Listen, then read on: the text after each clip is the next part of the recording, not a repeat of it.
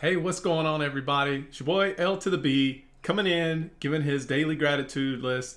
And thank God I barely got it in for the morning. And you would think, like, he's probably dipping in energy. I mean, you have little blips here and there, you're in a relationship for almost a year. But it ain't 9 years, and I've already been through that hell. So just here to report, I went to the gym, got a good workout. Yeah. Well, can I make that look bigger? Oh, yeah, there it is. Oh, look at that. Can't see it good because the camera wants to chop it off. But yeah, I got a good workout. It wasn't the best. I like to get a good pump, and I was missing it a little bit today. But I was asking this one guy that I see all the time. We speak all the time, but I never really we haven't introduced each other's selves formally. And so he's telling me, I was like, I don't think I even asked this, but he told me that he only eats one meal a day, and I was like, oh, you're on the OMAD diet. I haven't done one of those at all, and I think that'd be interesting to try. And he says, well, what's neat about it is that, and this is what people probably hadn't put together, it's very simple when you think about it, but when your body has slowed down and it is recruiting all of its resources and it is in the expectation list of, I'm not getting food all the time, I better start storing away so that I can have energy for later. I was like, oh, that's brilliant. That's freaking brilliant. Not only maybe is that happening, but there's also a good turnover window for what your stomach is integrating into the body. There is some kind of, what was I going to, I'm trying to see if I can find the right words for this. It's esoteric, I believe, but it comes from the Egyptians, where there's some people that understand this or found this knowledge that everything was broke up in eights. So you had 8 periods or 8-hour periods for when things would cycle through. So let's say it like this. You have 8 hours from the time you start eating. That means you eat in this 8-hour window. And then when that 8-hour window is done, that's it. And the body then takes and then starts to do the conversion the next 8 hours. That means it's busy breaking down the food, and not yet, but in the last 8 hours, disseminating it across the body. And there was this cycle that's always happening. What most people are always doing is upsetting it, in which case one machine is working while the other one is supposed to be resting, and vice versa. And constantly this element of production, or what the outcome is, a consequence, is disease, right? Because one part of your machinery is working when it shouldn't be working. Like, wait a minute, man, we took a break. We got 8 hours in. Like, why are you bothering us again? Like, he just ate again. Damn, we got to keep up with this dude. And that creates a dis-ease in the body, and who knows how that manifests itself.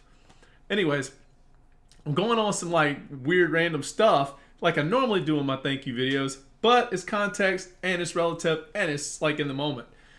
But around all that, I went and got adjusted today at the chiropractor. Thank God, I feel so much better. Oh, thank God.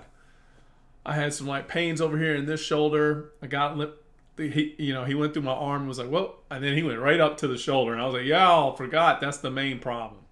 Did that, got this part, shoulder. How much of a shoulder do you have? God. Upper arm, shoulder. So he got both. And I'm just very grateful for that. Grateful for meeting the right people, having great dialogue, great communication with people. It is very weird. And I'll monitor this every single time that I've broke up or I've gotten away from a partner. See, people get in relationships, and if you're like an empath like me, I've got a Pisces moon sign. So most of the time I start reflecting my partner. I need a really good, strong, great, heartfelt partner. I need that. Because if it does not come through and echo back, I'm echoing a bad energy out there. It's ugly. It's a little bit toxic. And that's not like I'm rude to people, but I start to detract from my personal energy, my personal sovereign energy. It's not as strong. I can tell. Because now I've looked and I've engaged with such great connection with people that I felt like I should have done this all along. There's one trainer that's been at the gym, and I see him back and forth. He's kind of on his zone, And I never really talked to him, dreadlock guy. And today, I've said hey recently more and more, just like, hey, what's up, man?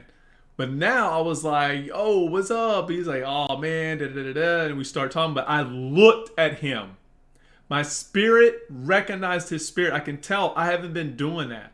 I've been just kind of like, hey, looking off to the side, not giving him the attention. He really deserves it in an interaction. Respect. And I gave that today. I felt that today. He felt that today. And we introduced each other. We, told our names to each other. And it was a good sharing moment. There's also this girl up there that I've read her energy very like narcissistic. And I've just like gone on, and she's been dismissive to me. We've both been dismissive to each other. And this has been going on for over almost a year. Coincidentally, the first ex that I had, she was very off-putting, and I didn't talk to her for a whole year. I was in a relationship. I had a weak moment that kind of was like became of interest, and I entertained it a little bit. I guess I got a natural charisma. I don't freaking know, but then she kind of took advantage of it. She wasn't in a good relationship. And then I was in there. I was trauma bonded. But now, like I was thinking like, so I just got this past one. Usually I'm down after relationships. Like it takes me a lot to recover. And this has probably been the most rewarding breakup that I've ever had in a relationship. It's crazy to say that. But your wisdom and your heart and your knowing like you're right within yourself for right now. And I've been through hell. Somebody says you've been through the fire kind of thing. Yeah. I mean, I lost my mother. I've lost everybody in my family. One after another. I mean, we're talking about major hits.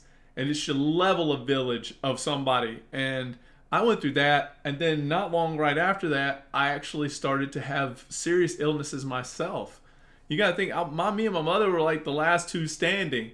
But maybe that was also partly a weight that we put up amongst each other. Because when people lose everyone, there's this phenomenon that happens. And I've heard others that have lost their family members state this. And you go into what's called the orphan effect. You feel very orphaned. And yeah, it's okay. I've felt that. But here's the cool and odd thing about it. I never really stopped losing my mother because I dreamed about her all the time. And that was like an amazing thing to carry on her spiritual connection with me. It was probably, I would say, at least a year straight of every dream that I've ever could recall or think about, she was in it. And even now, she's in almost nearly all my dreams. If I sit and think about it, we have, it's like we're having tea. We're doing everything still in that capacity. And someone might say, God, you're missing her. Man, that's gotta be tough because you dream about her. It's that if I go through my day-to-day activity, I don't think about my mother. That's what I'm trying to get at, is that most people are thinking about their lost loved ones that may trigger some emotional thing in the dream state. I'm not going through that. Every now and then I'll come across a picture or something that was of hers, and I'll just grab it and hold it and go, oh, Mama, I love you. I know you're watching me. I know we're close. We dream each and every night almost, so it's all good. Take what's given. Don't sit around in your sorrows and woes, because it ain't changing anything, and it definitely isn't going to make them feel any better on the other side. You've heard about the other side. This thing always continues. It never ends kind of thing. And I may speak on that on another video, but yeah, think about it. If you are not whole and you are hurting and you're in pain and suffering, it's a lot harder to just kind of remove yourself if you're energetically connected with that spirit. Like if my daughter was not doing well after I left from here, I wouldn't leave from here. I would just be hovering around like, man, is there anything I can maybe just leave as energy? I can at least watch. Maybe she feels what I'm feeling. She hears me. She is hearing me. Oh gosh, please pay attention. There would be all of that kind of TV series playing out. And So it's better for us to get on with our path. Get up and get on with it. That's how I can say it. So I'm very thankful that I was able to get my adjustment done today. I'm looking forward to building my energy, my strength. I have yet to do time today, but it's okay. I can take that up to 4 times. I can only imagine how my dopamine is going to be kicking.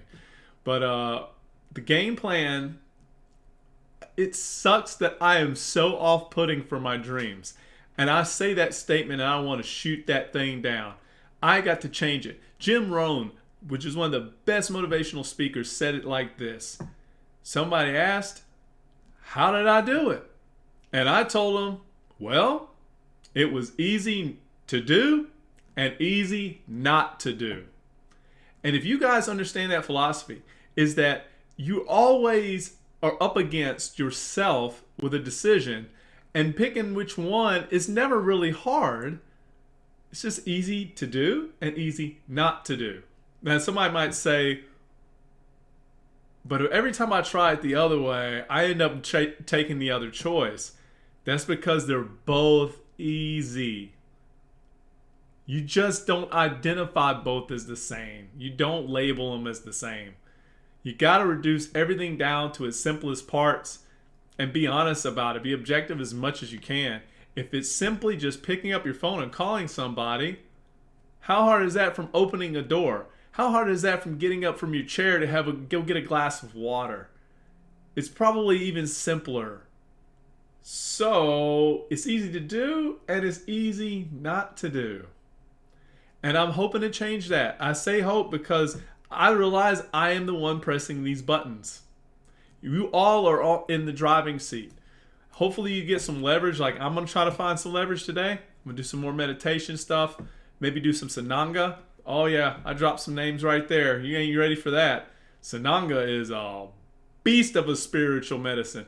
And I haven't done it in a while, probably over a month and a half. And it is very transformative in giving me the type of vibrational state, spiritual state, connective state that I really enjoy. And you have to do it through the eyes. You're like, oh God. Like, no, my vision is pretty good. Like, I put on glasses was it yesterday? No, the day before yesterday.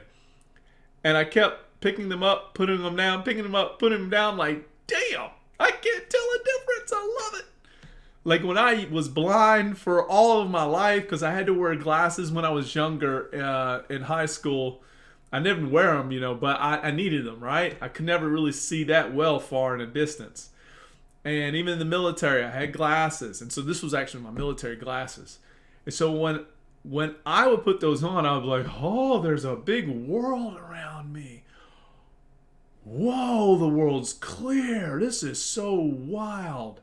And I would think, this is the only way I'm going to be able to make it, is wearing glasses and seeing the world the way it is.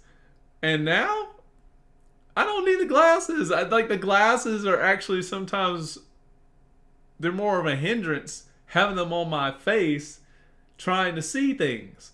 And that is such a cool freaking place to be in, that my health, as bad as it's gotten with, losing weight and messing up the biome, and years of this, to turning that thing around, finding the vibrational state that I could go to the gym. I didn't have any of this willpower. If you talked to me a year ago, I was lost in the sauce, but I was working my way out. I just had to find the pathway.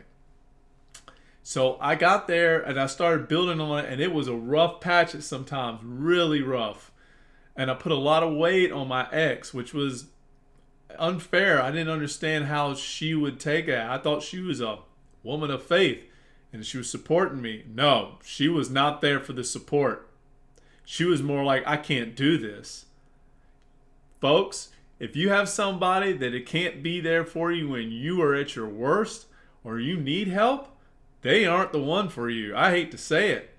And that was more of a solid clue. But then it got even more interesting when she told my personal business over to our mutual friends. I was like, you got nobody else you could talk to? And here's the hilarious part. And I'm aware, I've been through the fire, right? So I've seen all this kind of before in the first ex. But whenever I went to go out and I was in like a good state, I was feeling a little bit better, and I was like, I can drink today. Maybe I'll have some alcohol. All right. And I started drinking. It became an intervention party with my mutual friends who were acting as the flying monkeys. I forgot all these terms. So there's the flying monkeys supporting her, and then she starts having this emotional crying outburst. We hadn't even been together enough to have all that, but it was that devastating. And she said it's not fair with the decisions I made. I wasn't making that bad of decisions. I was finding myself to get informed. I was doing everything I could, and then also trying to trust the mainstream medicine, which ended up failing me like I told her it would. I was like, you got to understand, I will go to a doctor to get advice. I can go to YouTube and the internet, and I'm very resourceful. I will probably get even better advice. I'm not sure, but these are experts in their field that make content daily and research. Some people just have patience, and they don't have any kind of constant researching on a subject matter. They just have the experience of just dealing with patients constantly, and they got protocols. So anyways, my point was being that once I went to the doctor and I said, look, I'm going to go to the doctor. I'm already on board with that. Like, I don't know why we have to have any more emotional conversation about this. Like that's really not so cool. Like, how did you put my personal business out there? I was like, it kind of makes me take a step back. And that's what I told her. I was very calm and collected the way I just shared it. So anyways, I went to the doctor on this stomach scenario, and they didn't give me any kind of assessment. No CT scans, no nothing, radiology, nothing. And I'm just like, I really would like to find out what's happening in here. Whatever test I need to get. And he's like, I'm not going to order any tests.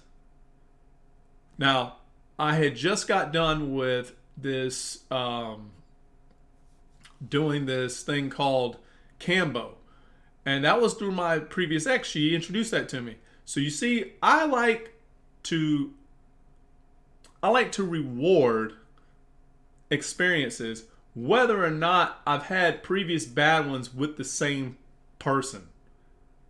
No matter what, I gave credit to her helping to fix me on my journey.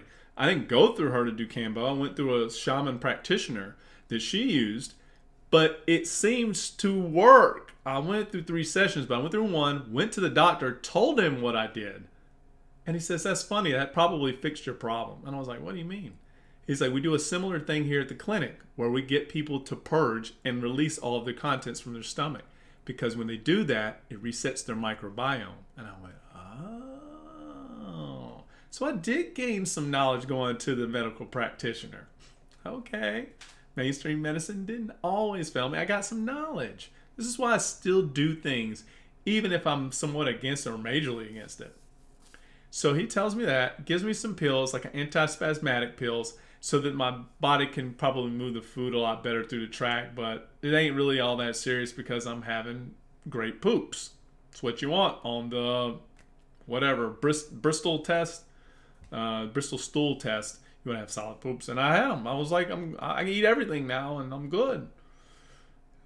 So, anyways, I think I'm sharing way too much on my personal life. I just want to cut it off right here. I'm very happy. Obviously, I've got a lot of gratitude. Looking forward to the day. And maybe I'm going to make that call and make those connections.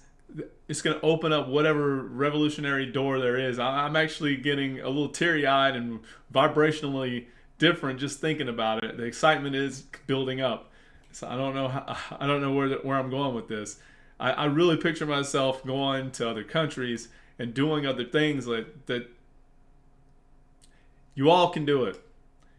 And if I can stand as a little bit of inspiration, like I said, I'm getting a little teary-eyed. If I can stand as some inspiration for you guys to start your journey and find the things that's going to benefit you in your life, and you grab a hold of your dreams, by golly, I'm glad to do it.